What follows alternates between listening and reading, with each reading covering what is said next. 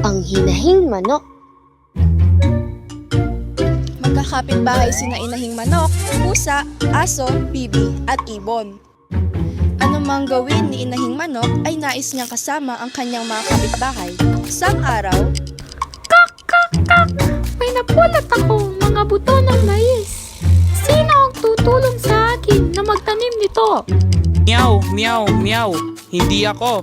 May nahabol akong daga. Kwak, kwak, kwak. Maliligo pa ako. Tweet, tweet, tweet. Umaawit pa ako. Arf, arf, arf.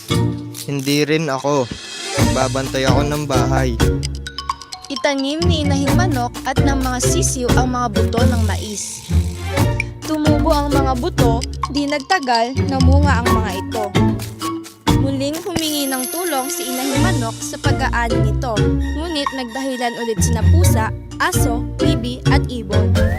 Kak, kak, kak! Sino ang tutulong sa aking mag-alaga ng mais? Kung ayaw ninyo, kami na lang. Naluto na ang mais.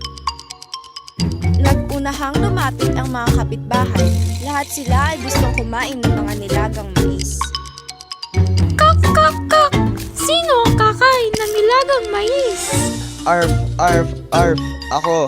Ako ang kakain ng mais. Tweet, tweet, tweet. Ako, gusto kong kumain ng mais. Meow, meow, meow. Kakain din ako.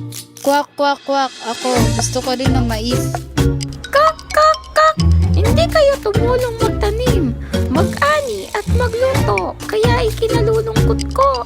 Hindi rin kayo kakain ng nilagang mais. Hindi kayo nag-irap, kaya siguro hindi kayo dapat kumain.